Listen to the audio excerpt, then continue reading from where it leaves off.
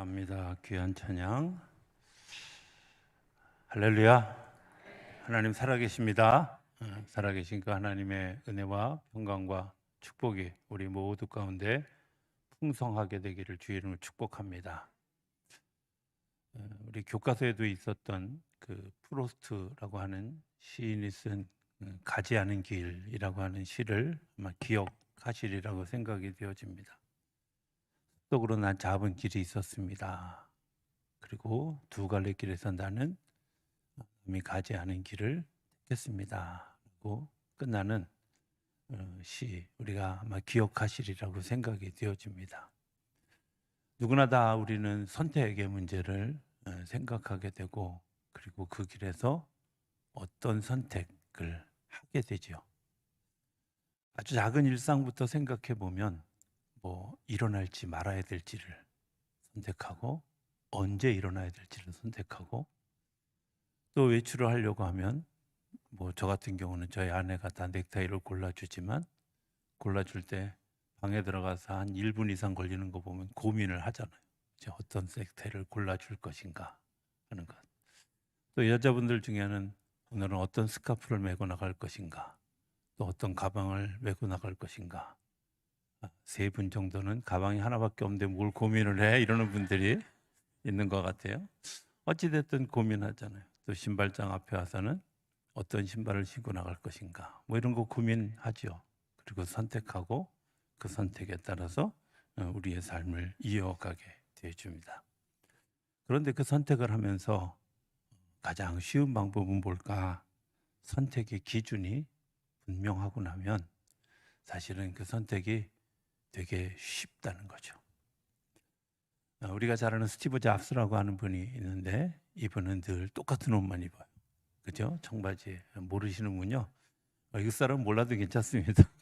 늘 똑같은 옷만 그 옷을 입을 때 이렇게 보면 저분은 옷이 하나밖에 없는 거 아니면 똑같은 옷을 여러 벌 샀나? 뭐 이런 생각을 할 정도로 늘 똑같은 옷만 입고 나와 있는.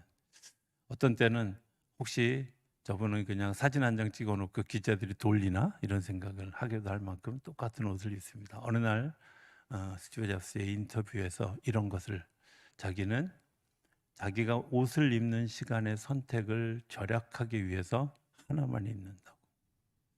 아마 그분에게는 선택이 분명한 내가 무언가를 선택해야 될 그런 기준이 분명한 것 그것 때문에 내가 선택해야 될 여러 가지 일들을 줄일 수 있고 또 효과적으로 효율적으로 사용할 수 있는 그런 일들이 있었던 것이라고 생각이 되어집니다. 확실한 선택의 기준이 무엇인가? 그걸 가치관이라고도 얘기하고 혹은 세계관이라고도 이야기하죠. 에덴 동산에서도 그런 선택의 기회가 아담에게 주어집니다. 하나님은 선악과를 먹지 말라 하면 와서 먹어라 이야기합니다. 어떤 것을 선택해야 될까? 누구 말을 들어야 될까? 에덴 동산에서 선택하는 그 선택이 운명을 결정하고 그리고 내 평생에 내 운명으로 내 삶의 결정이 주어졌다는 것을 생각해 보게 됩니다. 아마 두 가지 정도를 생각할 수 있을 거라고 생각이 되어집니다. 현재를 선택하느냐 아니면 미래를 선택하느냐. 미래를 위해서 현재를 버려야 될 것이 있지요. 현재를 선택하는 순간 우리는 소중한 미래를 포기해야 한다는 것입니다. 순간을 선택할 것이냐 아니면 내 일생을 놓고 선택할 것이냐라는 문제도 같은 문제라고 생각합니다. 내 욕심과 내 욕망과 육체적 쾌락을 선택할 것이냐 아니면 성령과 하나님의 역사를 선택할 것이냐 질문이죠. 쉽게 말하면 마귀냐 하나님이냐 진리냐 거짓이냐 우리는 계속적으로 선택하며 그렇게 살아가게 됩니다. 선택하는 것은 자유입니다. 그러나 그 결과에 대한 책임, 그것은 내가 일생 짊어져야 될 일들입니다. 유명한 싸이라고 하는 가수가 있습니다. 아마 여러분들은 텔레비전이나 이런 거 잘 안 보셔서 잘 모르는 분일 수도 있을지 모르지만 어찌됐든 세계적으로 유명한 그런 가수입니다. 강남스타일이라는 그 노래가 나왔을 때 제가 그해 외국에 3번인가 나갔는데 저보고 코리안 오케이 그러면 막 그 말춤 추면서 아냐고 물어보는 굉장히 유명한 그런 가수입니다. 어느 날 그 가수의 그 인터뷰를 읽다가 되게 감동했던 적이 있습니다. 그가 이제 젊은 시절에 아마 방위로 군대 생활을 했던 것으로 알고 있습니다.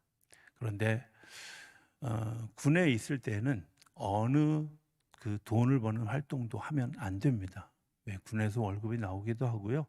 어쨌든 국가에 바쳐진 일종의 그러니까 이런 일종의 그런 그 바쳐진 그런 사람들이기 때문에 자기 개인의 이익을 위한 일을 하면 안 됩니다. 그런데 싸이는 아마 방위병 하는 동안에 여러 공연도 다니고 뭐 이런 것들이 문제가 되어져서 싸이에게 다시 한번 군대에 입대하라는 소집 명령이 내려진 겁니다. 그 소집 명령을 듣고 그 굉장히 싸이가 당황했을 거라고 생각이 되어집니다. 여자분들은 모르지만 남자분들은 대부분 다 군대 갔다 오고 나면 다시 입영 통지서를 받는 꿈을 꿉니다. 그때가 진짜 제대하는 때입니다. 너무 당황스럽습니다. 그런데 싸이는 그게 실제가 된 거잖아요. 그런데 매니저가 이런 얘기를 하는 거죠. 한 보름만 병원에 입원해서 있으면 당신이 입대해도 되는 날짜가 지난다고. 그때가 만 30세에 10일이 모자라는 날이었대요. 그러니까 당신이 한 보름만 입원하면 핑계를 잘 대면 군대 가는 거 피할 수 있다고. 매니저가 소스를 줬죠. 고민하면서 아내와 의논을 합니다. 당시 그 집에는 이제 태어난 지 3달 된 자녀가 있었고 또 아내와 결혼한 상황이었는데 아내에게 질문했을 때 아내가 단 한마디로 이렇게 대답했답니다. 그건 싸이답지 못하지 않아. 이 한마디에 군대 가기로 결정을 하고 다시 재입대를 했다는 겁니다. 이런 생각 해봅니다. 그가 3년 동안 군대 생활하면서 오늘의 싸이가 만들어진 건 아닐까 하는 생각을 해봅니다.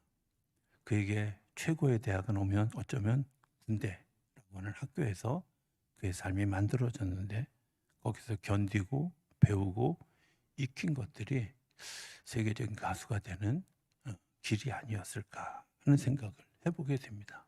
왜냐하면 진리와 삶의 모습은 책상 앞에서 이루어지는 것이 아니기 때문입니다. 적어도 진실과 거짓 앞에서 진실을 택하고 적극적인 사고나 아니면 내가 수동적인 사고에서 내가 적극적인 사고를 택할 수 있는 굉장히 중요한 소스였기 때문이라고 생각이 되어집니다. 현대인을 병들게 하는 잘못된 철학이 3가지 정도 있다고 생각합니다. 첫 번째는 안일주의, 편의주의라는 겁니다. 우리가 집에 가면 여러 가지 편리한 도구들이 많이 있죠. 예전에 우리가 삶을 생각해 보면 굉장히 편리한 도구들이 많이 있습니다. 그 중에 하나가 텔레비전이라고 생각해요. 물론 여러분들은 이제 저보다 다 늦게 태어나셔서 잘 모르시겠지만 옛날에 텔레비전은 다 가서 이렇게 틀었잖아요. 내가 이럴 줄 알았어요. 모르는 사람들이 있을 줄 알았어. 다 틀었잖아요. 그 텔레비전 바꾸려면 막 텔레비전 앞에 가서 이거 틀었잖아요. 근데 요즘은 다 뭐 해요? 리모컨 가지고 하면서도 왜 화면이 빨리 안 바뀌어? 막 이러면서 원망을 하잖아요. 편의주의죠. 굉장히 편한 것들을. 어제 우리 정동 순례길을 우리 성도님들과 같이 정동 순례길을 걸으면서 제가 눈여겨 보았던 한 그 이렇게 대목이 있었습니다. 그게 뭐냐면 이화여자고등학교의 교문 옆에 있는 돌에 새겨진 글자였습니다. 뭐 돌이 그렇게 중요할까? 저는 머리가 돌이라고 되게 중요합니다. 근데 그 돌인데 뭐라고 써 있냐면 이렇게 써 있습니다. 대소인. 제가 가운데 글자를 이게 무슨 글자인지 잘 몰라가지고 그랬는데 그 뒤가 하마비입니다. 이게 뭐냐면 대인이든 소인이든 관계없이 이 문을 통과할 때에는 마차에서 수레에서 내려서 여기를 걸어가야 된다는 거예요. 옛날에 종묘사직이나 혹은 성균관에 들어가는 그게 일행이 누구를 막론하고 왕이든 뭐 고관대작이든 막론하고 상관없이 모든 사람이 그 종묘사직과 성균관 앞에서는 내려서 그 문을 통과하게 되어져 있었어요. 그게 하합이라는 단어예요. 그 하합이 왜 그랬을까? 적어도 예법이 중요하고 학문이 중요하고 그렇게 중요한, 그런데 그게 여학교잖아요. 당시에는 여자들은 뭐 사람 수에도 취급하지 않는 아주 그냥 비천한 사람으로 생각해서 그 학교가 개교해서 첫 학생을 입학시키는 데까지 3년이 걸릴 만큼 굉장히 어려웠던, 그런데 그 여학교의 정문에 그렇게 되어 있는 거예요. 굉장히 존중하는, 학문을 존중하고 그 학문의 상태를 존중하는.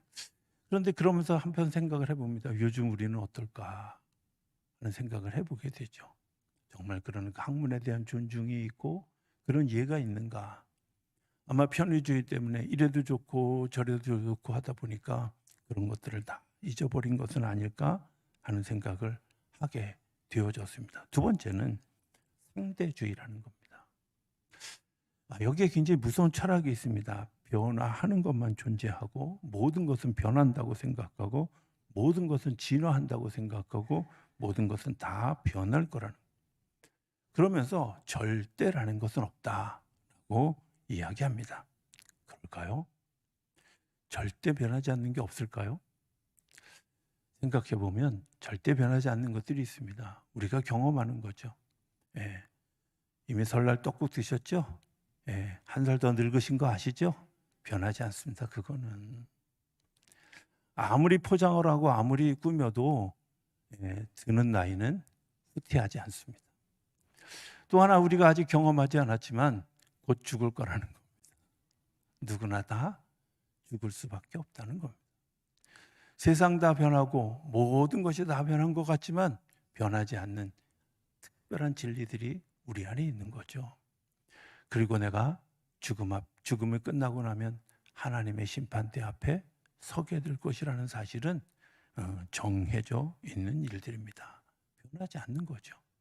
그 변하지 않는 진리를 우리는 상대주의라는 이름으로 자꾸 왜곡하고 또 우리의 삶을 흐트러뜨리는 일들을 하고 있다는 겁니다. 네 번째는 실리주의입니다. 성과주의라고도 얘기합니다. 내 이익을 위해서 뭐든지 하는 거죠. 내 이익을 위해서 다른 사람이 어떻게 되든 상관없이 내 이익을 위해서 자기의 욕심을 부리는 일들이 일어나게 되죠. 최근에 일어난 캄보디아에서 일어난 사건, 어떤 사람이 개인의 이익을 취하기 위해서 그 일을 꾸몄습니다. 그리고 얼마나 많은 젊은이들을 희생시켰고 얼마나 많은 외교 문제를 발생시켰고 얼마나 많은 사람들의 정신적 피해를 일으켰고 얼마나 많은 사람들의 가슴 속에 멍을 들게 했는지, 그게 누군가 개인의 이익을 위해서 그 일을 한 것 때문에 수많은 일들이 일어나게 되어졌다는 겁니다. 나만 생각하는, 내 욕심만 생각하는, 내 성과만 생각하는 그 일들 때문에 멍들고 병들고. 아마 요즘 여러분들이 전화 받을 때 웬만한 전화 잘 안 받죠? 저장 안 된 전화 잘 안 받죠?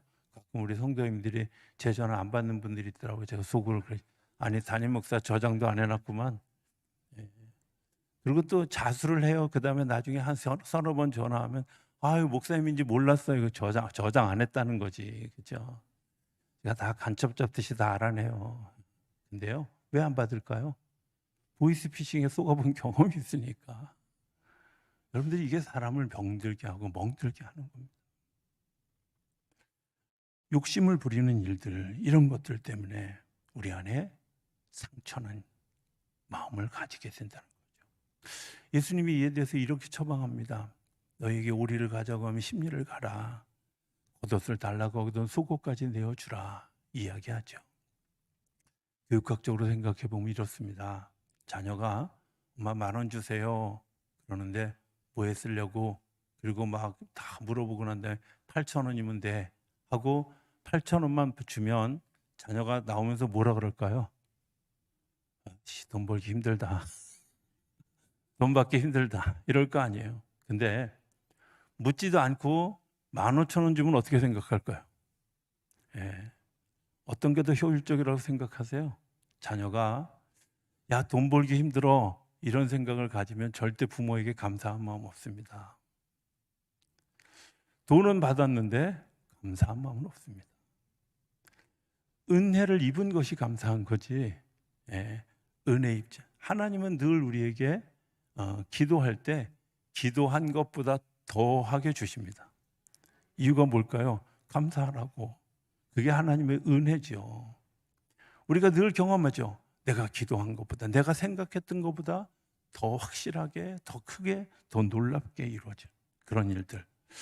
이런 생각을 한번 해봤으면 좋겠습니다. 가끔은요, 우리 성도님들의 삶뿐만 아니라 모든 사람들의 삶 속에 깎는 게 굉장히 이렇게 인텔리한 것처럼 생각하는, 갑자기 한국말이 생각이 안 나가지고.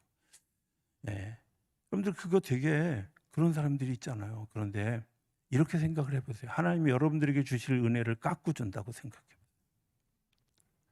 내가 기도한 거를 야 디스카운트 하자. 그리고 네? 정말 하나님께 감사할까요? 생각해 보면 그렇지 않습니다. 나는 어떻게 선택하고 해야 될까? 서양 격언에 이런 말이 있어요. 차선은 최선의 원수다. 우리는 가끔요, 차선을 이야기해요. 제3의 대안을 얘기해요. 그래요? 어쩌면 그 차선을 생각하는 게 이런 거 아니에요? 내가 헌신하기 싫어서. 믿지 않는 이유가 뭔지 아세요? 네, 내가 순종하기 싫어서 믿지 않는 거죠. 그건 너무 어려워요. 그건 너무 힘들어요. 그리고 차선을 생각합니다. 그런데 그 차선이 원수가 된다는 거예요. 보네포라고 하는 사람이 있습니다. 38살에 순교당한 신학자입니다. 그분이 한 유명한 말이 있습니다. 값싼 은혜가 우리 교회를 무너뜨리는 치명적인 원수다. 우리는 값비싼 은혜를 위해서 살아야 된다 하는 겁니다.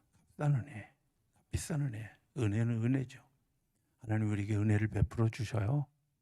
그런데요, 그 은혜가 내 마음에 와 닿아서 내 것이 되어지고 나면 어떤 일들이 벌어지냐면 십계명이 사랑인 줄 이해돼요. 십계명이 계명이 아니라 나를 향한 사랑인 줄 이해돼요. 제가 자주 표현합니다. 살인하지 말라. 나에게는 율법이지만 내가 살인하지 않고 다른 사람이 나를 살인의 대상으로 보았을 때 살인하지 않은 것 때문에 나는 은혜를 입은 거예요.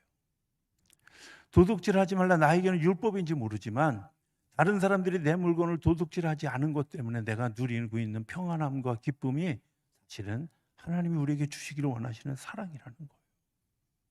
이것을 알고 나면 내가 도둑질하고 싶어도 하는, 살인하고 싶어도 살인의 마음을 접게 되어지는 거죠. 왜? 하나님이 나를 바라보고 계시고 하나님이 여전히 나를 사랑하고 계시고 하나님이 나를 위해서 이런 일들을 했다고 하는 사실을 아는 거죠. 우리는 종종 십자가 없는 은혜를 얘기합니다. 아닙니다. 죄송하지만 십자가가 아니었으면 나는 구원받을 수도 없고 십자가가 아니었으면 영생을 얻을 수도 없고 십자가가 아니었으면 나는 죄를 사함받을 수도 없고 십자가가 아니었으면 내가 예수 그리스도를 만날 수도 없는 은혜입니다. 그런데 이 은혜가 은혜되지 못하는 이유가 뭐예요? 우리가 그것을 율법으로 이해하는 거죠. 율법으로 생각하는 거죠. 또 다른 하나가 있습니다. 그건 훈련입니다. 우리가 종종 하나님께 기도할 때 하나님 나에게 돈을 주십시오. 딱 그러면 그냥 돈보따리를 막 하늘로부터 확 쏟아주면 얼마나 좋겠어요. 그죠? 옛날에 어떤 목사님이 정말 힘들고 막 정말 가난하고 힘들고 어려우니까 막 월세 내는 것도 힘드니까 이런 노래 부르더라고요. 펑펑 돈이 옵니다. 하늘에서 돈이 옵니다. 이런 노래 부르더라고요. 여러분들 그랬으면 얼마나 좋겠어요. 여러분들 한번 실험해 보세요. 하나님 나 좀 돈 좀 벌게 해주세요. 그러면요 하나님이 있는 것도 뺏어 가셔요. 왜 그런지 아세요? 거기서부터 시작하는 거예요. 돈을 어떻게 쓰느냐에 따라서 그 사람이 돈이 벌어지는 겁니다. 돈을 어떻게 쓰는지를 보고 하나님이 그에게 필요한 만큼 공급해 주시는 겁니다. 어차피 주시는 분이 하나님이시라면 여러분들 분명한 게 있잖아요.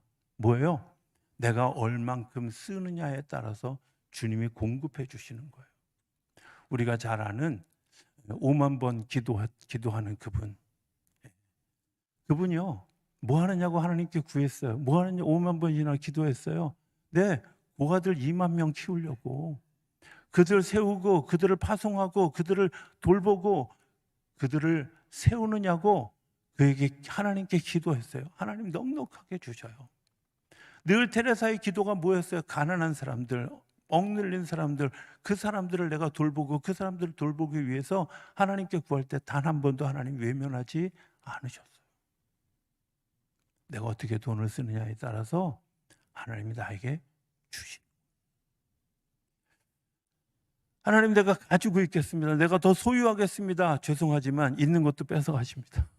어떻게 쓰고 있느냐, 어떻게 훈련하고 있느냐. 죄송하지만 돈이 뭔지를 배우고 돈을 익히고 그리고 그 다음에 주시고 시련을 통해서 더 해져가는 역사로 이끌어 주십니다. 성경에 보면 이스라엘 백성들이 광야를 지나갑니다. 열흘이면 들어갈 수 있는 땅을 40년을 돌렸습니다. 왜 그랬을까요? 훈련입니다. 내가 하나님에 대해서 머리로 이해하면 죄송하지만 그것은 거기서 끝납니다. 그런데 가슴으로 이해하고 내 온 몸으로 그분을 경험하고 나면 몸이 반응합니다. 그리고 그 몸이 내 삶을 이끌어갑니다.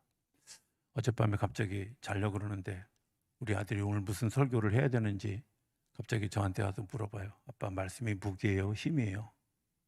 둘 다야? 그랬더니 이제 이해가 안 가서 계속 질문을 하는 거예요.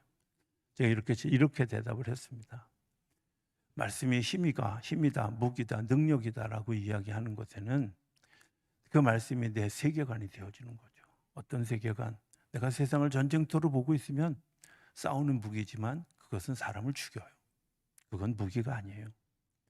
사람을 죽여야 된다고 생각하는 그런 가치관을 가지고 있는 사람들에게는 그 가치관대로 따라가면 그것은 믿음이라는 무기를 사용할 수 없습니다. 잘하는 것처럼 전에도 얘기했지만 꽃밭이라고 하는 내가 가치관을 가지고 있다면 그 사람은 다른 사람이 와서 내 꽃술을 훔쳐갈 때 훔쳐가는 것에 대해서 훔쳐간다고 생각하지 않고 또 다른 생산이라고 생각합니다. 또 다른 생명력의 번식이라고 생각합니다. 그렇기 때문에 그 고통을 견뎌낼 수 있죠. 그리고 그 아픔을 억울하다고 생각하지 않고 기꺼이 내어놓을 수 있는 거죠. 그래서 말씀이 능력이고요. 말씀이 힘이고요. 말씀이 무기가 되어지는 겁니다. 오늘 본문에 제자가 예수님에게 질문을 합니다. 구원 얻을 자가 적으니까. 예수님이 평생 동안 하늘나라의 복음을 얘기하셨어요. 하늘나라를 얘기하셨어요. 그런데 제자들이 쫓아다니다 보니까 이 하늘나라가 만만치 않거든요. 예수님은 왜 꼭 이상한 데만 다니실까? 보면 그죠? 여러분들 예수님의 행적을 잘 생각해 보면 예수님이 가신 데가 꼭 병 있는 데만 갑니다. 때로는 그냥 외과적인 병도 있지만 내과적인 병을 앓고 있는, 때로는 거기 전염될지도 모르는 위험이 있는 곳에 꼭 제자들을 데리고 갑니다. 더 위험한 건 정서적인 위험이 있는 귀신 들린 자리에 제자들을 데려갑니다. 아니 도대체 왜 이래야 돼? 하고 불만할 수 있습니다. 따라다니다 보니까 아무리 생각해봐도 하나님 나라에 들어가는 게 너무 어려운 것 같아요. 그러니까 이런 질문을 하는 거죠. 구원을 얻는 자가 적으니까 라고 묻는 거예요. 그러니까 예수님이 얘기합니다. 좁은 문으로 들어가기를 힘쓰라. 힘쓰라라는 말은 힘들다라는 뉘앙스를 가지고 있어요. 구원 얻을 사람이 많지 않으니까 너희가 몇 프로쯤 뭐 이런 게 아니라 들어가기를 힘쓰라고. 들어가기를 힘쓰라고. 여러분들 잘 생각해 봅시다. 힘쓰라라는 말에는 내가 그 구원의 길을 처음 걸어가는, 좁은 길을 걸어가는데 굉장히 불편함이 있다는 사실을 인지하고 있는 거예요. 몰라서 그러는 게 아니라 알고 계시는 거죠. 상식적으로 보면 이해되지 않습니다. 세상의 상식, 진리주의나 편의주의나 또 상대주의적으로 생각해 보면 예수님의 이야기는 굉장히 잘못된 생각입니다. 그런데요, 여러분들 이런 거 아십니까? 밑에서 본 상황을 보면 이해가 어렵습니다. 자녀들이 부모를 이해하지 못하는 것과 같습니다. 밑에서 볼 때는 아무리 내가 하나님을 이해하려도 이해할 수가 없는 겁니다. 예수님과 동등된 자리에서 예수님을 보았는데도 사람들이 예수님을 이해하지 못했습니다. 왜? 예수님의 단면만 보고 있기 때문에 그렇습니다. 그런데 하늘에서 보면 다릅니다. 하늘에서 보면 야, 너 지금 왼쪽 길로 가면 거기 매복하고 있는 사람들이 있어. 너 오른쪽으로 가야 돼. 네가 오른쪽으로 가면 거기 늪지대가 있어. 거기는 빠질 수밖에 없어. 너 우회해야 돼. 라고 가르쳐주고, 내 앞에 태산이 있는데 이 태산을 어떻게 해야 될까요? 알지 못할 때 그건 넘어야 돼. 넘어야 또 다른 세계가 보여. 하고 위에서 하나님이 우리에게 가르쳐 주시는. 우리는 밑에서 보면서 하나님 보이지 않습니다. 하나님 이해할 수 없습니다. 하나님 내가 받아들일 수가 없습니다. 그럴까요? 죄송하지만 하나님이 그 우리의 어리석음을 알기 때문에 기다려 주시는 거고, 우리의 어리석음을 알기 때문에 깨우쳐 주시려고 이야기하는 거고, 우리의 어리석음을 알기 때문에 우리를 보듬어 주시는 거예요. 예수님이 이 땅에 오신 이유, 단면이라도 하나님이 하시는 일을 보게 하기 위해서, 그래서 병든 자들을 구원하고 아픈 사람들을 치료하고 죽은 사람도 살려내고 하는 일들을 했던, 귀신을 쫓아내고 했던 이 일들이 왜 그랬을까요? 예수님의 단면을 보면서 하나님의 나라의 단면을 본 거예요. 네, 본 사람들이 그 통과를 위해서 예수님이 십자가에서 죽으시고, 십자가에서 죽으신 것 때문에, 부활하신 것 때문에 하늘의 산 소망을 만들기 위해서 오늘 우리에게 말씀하시는 좁은 길로 걸어가기를 힘쓰라고. 예수님이 걸어가셨던 길 좁은 길입니다. 우리는 좁은 길을 따라가는 사람입니다. 주님이 우리에게 좁은 길을 말씀하실 때 아멘 하고 따라갈 수 있는 거죠. 어떻게 좁은 길을 따라갈 수 있을까요? 그건 성령께서 우리를 인도해 가셔야 합니다. 내가 기도하는 일 왜 그래야 될까요? 기도할 때 이길 지혜와 힘을 주시기 때문입니다. 말씀을 읽는 일 왜 그럴까요? 말씀이 능력이 있기 때문입니다. 말씀이 내 세계관을 만드는 벽돌이고 진흙이기 때문입니다. 사순절을 시작하는 첫 주간 우리가 어떻게 걸어갈까? 저와 같이 좁은 길을 좀 걸어가 보지 않으시겠습니까? 그리고 그 좁은 길에 함께 하시는 성령님의 능력을 통해서 기뻐하며 걸어갈 수 있는 이 사순절의 기간이 되어줄 수 있게 되기를 바랍니다. 구원은 하나님으로부터 주어지는 선물이고, 믿음도 하나님으로부터 주어지는 선물입니다.